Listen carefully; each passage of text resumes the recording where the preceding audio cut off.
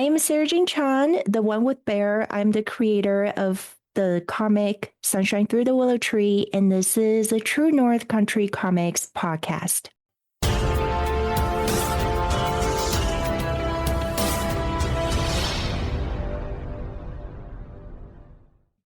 Welcome to the True North Country Comics podcast, originating Canada and celebrating comic book and graphic novel creators and supporters. I'm John Swinimer. On this episode, I chat with Sarajean Chung about her ongoing webcomic series Sunshine Through the Willow Tree and more in preparation for FAN EXPO Canada. Based in Alberta, Sarajean Chung is a comic artist and illustrator who works with a wide range of mediums. She draws inspiration from Eastern cultures, the histories, costumes from different eras, music, and dance. Her current ongoing webcomic is Sunshine Through the Willow Tree. She's also a tech evangelist and can often be seen at trade shows and events demonstrating Wacom products. The story of Sunshine Through the Willow Tree goes like this. A human warlord's fast rise to power rattles the world ruled by 5 demi-gods, pulling a blacksmith and his mysterious companion into the heart of chaos. It begins with a prophecy depicting ruins. As a result, the Demi-God of Nor'tor Kingdom issues an arrest warrant for every scar-bearer within its walls. When 2 scarred men cross paths, the wheel of fate shall spin its course. So, without further ado, here's my chat with Sarajean Chung about her ongoing webcomic series Sunshine Through the Willow Tree and more in preparation for FAN EXPO Canada. So, Sarajean Chung, thank you very much for taking time to chat with me. Thank you so much for having me, John. I appreciate your time. Before I get going with all the questions, I would like to know, what was the first comic book that you read?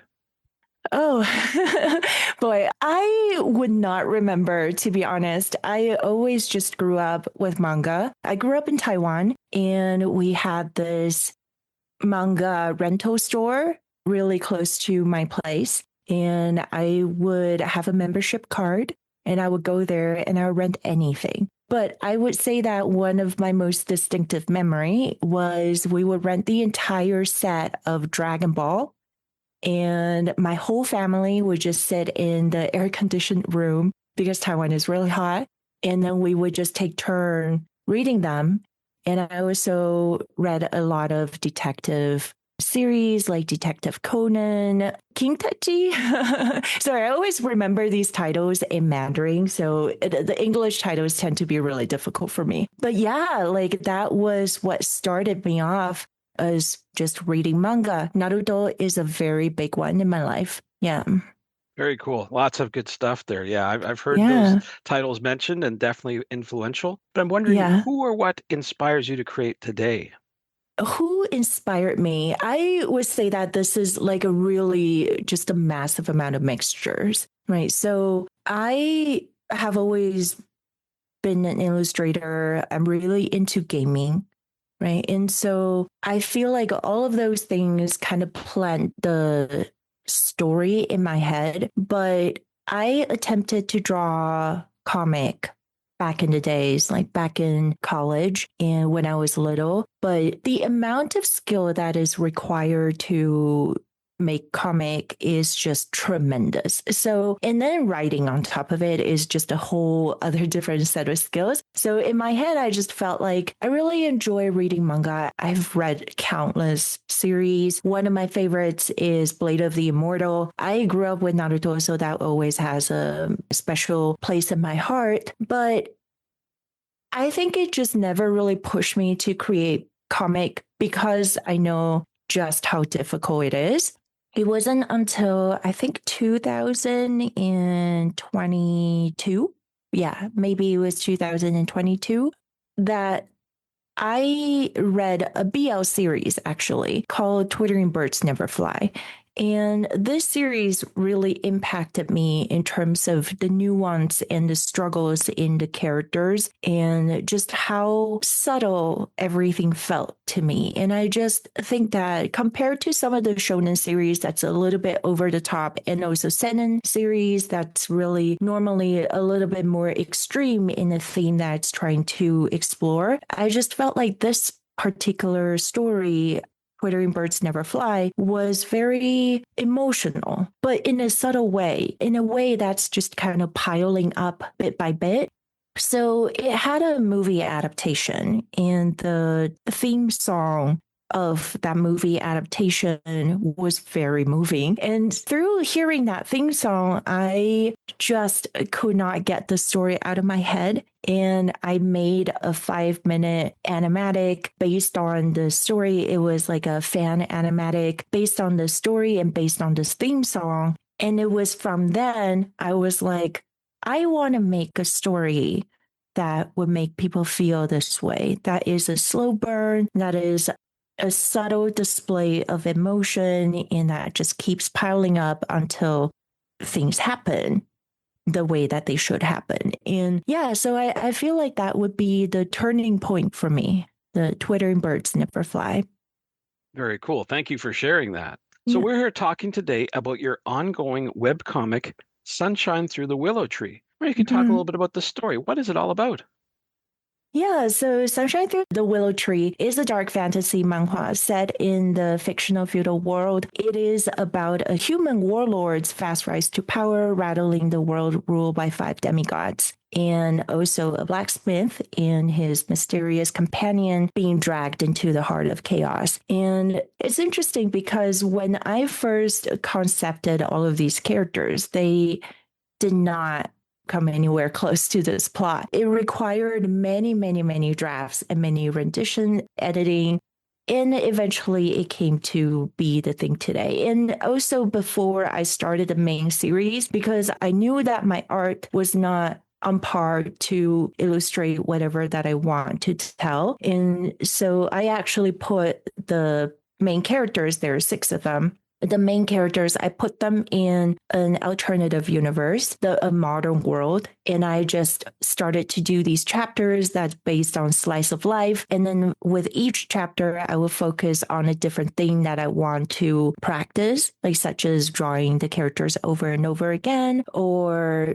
drawing action scene, putting down value, exploring texture, how I want to render it. And eventually, after I created 6 chapters, which totaled up to about like 124 pages, I was like, okay, I think I'm ready to embark on this journey of making this story. The story begins with a prophecy depicting ruins. As a result, the Demi-God of the Nor'tor Kingdom issues an arrest warrant for every scar bearer within its walls. And our protagonists, 2 of them, the warlord and the blacksmith, are men with scars on their face. The story begins there. And my story is very heavily inspired by Taiwanese religion and also cultural practices, 八家将 or 官将手. So a lot of the powers or the magic that they use draws inspiration from my culture. Yeah, so I am nervous and I am excited to share the story with the world. The first volume is complete. All of the practice chapters are also free to read. And I'm currently working on the second chapter. I'm about 80, 90 pages in. And so, yeah, it's been pretty exciting. Sounds like it. Yeah, that's for sure. They always say that you should create for yourself first, but I got to know who ultimately is the audience for your webcomic. I actually don't know. I've genuinely never put thought into who should be reading my comic. But at the same time, I feel like it would be people who would enjoy a slow burn, people who enjoy nuanced character dynamics, and people who are accustomed to reading manga, actually. So because I am from Taiwan, and I actually write all of my comic in traditional Chinese first, and then I translate it into English. So everything is written from right to left because our language can be laid out vertically from right to left. So just like manga, because I think manga is my major inspiration growing up. And funnily enough, when I first started drawing, I went through like a massive dilemma if I should draw everything from left to right or right to left. But eventually it just didn't. And I actually drafted the first 40 pages in both orientation just to see which one I could put up with, because it would be easier if I did everything from left to right to accommodate the English text as well. But eventually it just didn't really feel right to me because I grew up with manga. That's the orientation that I enjoy. So I think it would not that it like I know that a lot of the people who read graphic novels as well, they are very used to reading manga nowadays as well. So it should not be that big of a problem, but many people still find it a bit more challenging adapting to that reading orientation. So I think that's one of the things. But at the same time, it's not a vertical scrolling comic. It would be page comic from right to left. I would also say that probably for people who enjoy bittersweet, a little bit of a darker theme, a little bit of heartbreaks. To put it lightly. Right. So, yeah. Well, this isn't our first time conversing. We actually had a good conversation in the past because of your association with Wacom. I want to ask you, how do you create your art? I actually use Clip Studio Paint. I love Clip Studio Paint. It is my major workforce, and I work on it on a Wacom Cintiq Pro 24. If you go on my social media, you actually will find my reel going over my entire workspace. On top of that, I actually also use a Toolbox Elite Plus, which is a little shortcut device that has just beat all of the other shortcut device that I have used. And so, yeah, like these are the major tools that I use for creating comic. Did you discover that you had a fondness for digital tools after trying traditional, or did you just immediately leap into digital and say, that's it?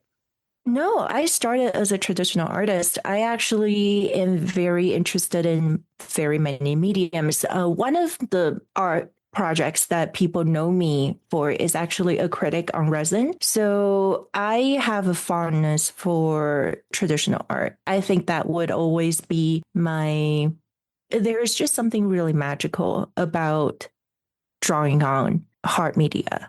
There's something intimate and really lacking in distraction. I think digital tools are super convenient, but they also invite a lot of distractions. I know that many mangaka still opt for traditional tools. It's not because they're not able to adapt digital tools. It's because traditional tools, there's just that kind of, you cannot go back, right? You ink one line and then that's it. It's actually a lot faster if you are equipped to ink traditionally, because digital tools, you just keep on Control Z until you get that line perfect. But traditional, you don't have that luxury. A lot of the mangaka, they want to catch up with the workload and also catch the deadlines. They opt for traditional tools. But yeah, I always have a soft spot for traditional. I work with acrylic inks, watercolors. I love watercolors. Oil is a little bit more challenging just because it requires a bigger studio space. But yeah,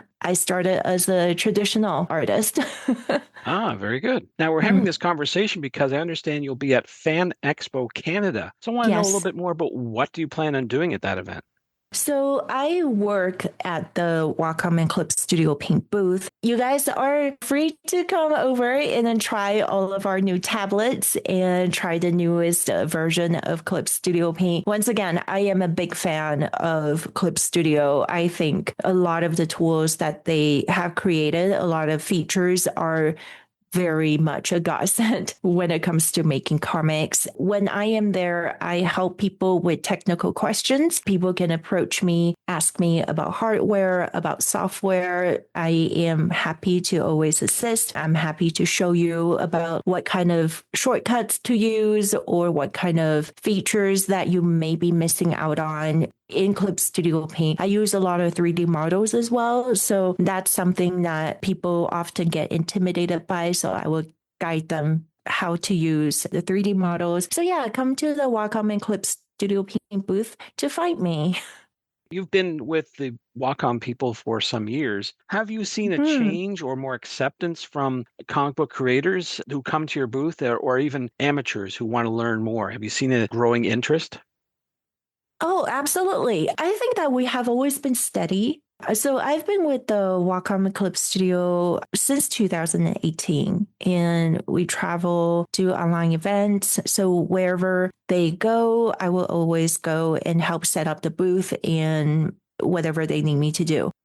I would say that people are still extremely passionate when it comes to drawing. And we just returned from SIGGRAPH in LA. It always really just makes me happy when all of the student volunteers are super passionate. They have stories to tell. They have craft that they want to improve in. And a lot of the times they will use also competitor products at home, which is awesome because I think competitive products, they just offer different price points. A lot of them start with an iPad and they use Procreate. And then eventually they realize that they want to embark on bigger projects. They want more layers and they want to move to a desktop setup.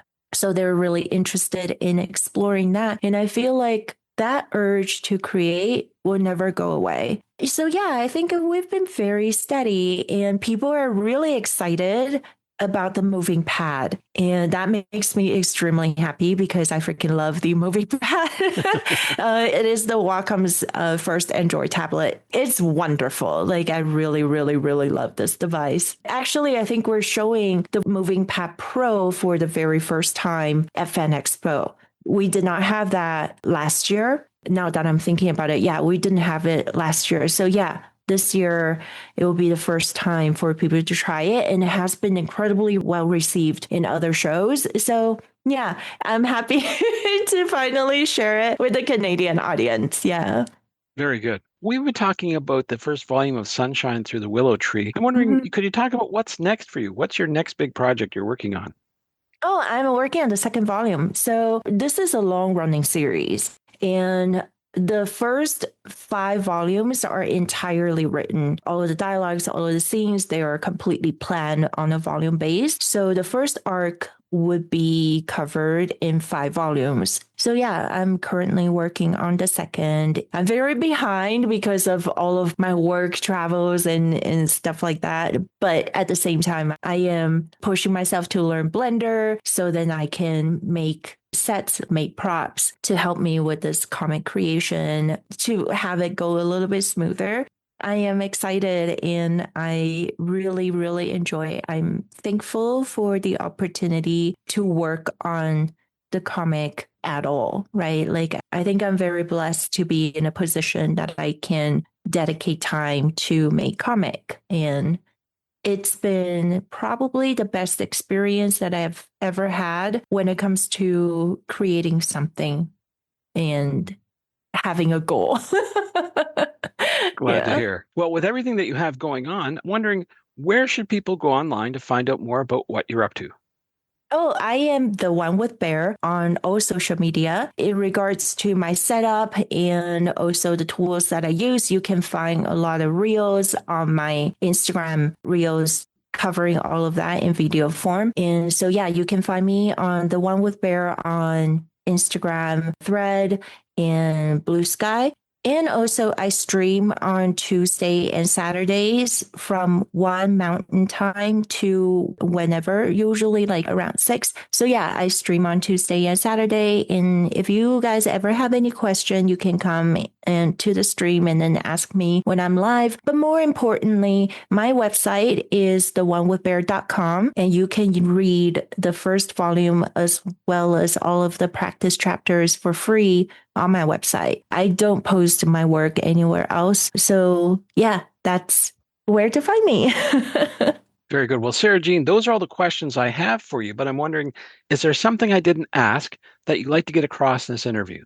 Well, if I would like to share some things with people who may be aspiring authors, people who may want to jump into making comics, because I think that's usually one of the things that people ask me during trade shows is, you know, like, when do you know that you're ready to start making a comic? And my answer would honestly be that you might not ever know. Just at the same time, you just need to start. Because I think the only way to practice making comic is by making comic. The only way to improve making comic is by making comic. And making comic is very, very different from making illustrations, because making comic demands that you draw characters from different perspectives, different angles. It demands that you think about camera placement, panel flow. If you're doing webtoon or like vertical format comics, that is a very different paneling technique compared to page comic. And so if you are tackling different genres or anything, you must study that genre, as well as like just expand yourself, read all sorts of different stuff. Like, don't limit yourself to reading just one genre, because I think reading different genres would help inspire you in different ways. When it comes to, for example, practicing speech bubble placement, when you are reading comic, if you find yourself a little confused, try to find out why. Try to understand why I'm confused. Why is this not flowing well for me? And I think there is a lot to learn from media that you don't enjoy. Like, we are always really inspired by media that we enjoy. However, there is actually a lot to learn from the stuff that we don't enjoy, because when we break down why we don't enjoy it, that may be something that you would avoid doing in your own work. And so I think that you can learn from any kind of experience, really. And so just read a lot, draw a lot. When it comes to comic, don't intimidate yourself, right? Like, if you have a really grand project, like I do, in my head, my project is like way above my skill level, right? And so when I first started, I just drew the characters having lunch. That's it, right? It was a really simple exchange, a simple practice. And so I just feel like when you have such a thing that is so daunting, try to break it down into small pieces and then try to start from there. But it is important to just start. And don't tell yourself like, oh, I don't know, I don't have the skill to do it. Like one day I'll have enough skill. You will gain those skills by just doing it bit by bit. So I think that would be my encouragement to anybody who wants to start. And that's it. Thanks to Sarajean for the chat. You can discover more about Sarajean Chung online at theonewithbear.com and on Instagram at theonewithbear. You can discover more about Wacom at wacomstore.ca. And thank you for tuning in to the True North Country Comics podcast. I invite you to visit the True North Country Comics website to listen to even more conversations with creators about making comic books and graphic novels. You can follow along True North Country Comics on most social media platforms, and you're encouraged to send any and all feedback to True North Country Comics at proton.me. Thanks for tuning in, and come back soon for another episode. Bye for now. True North Country Comics podcast is copyright True North Country Comics, copyright 2026.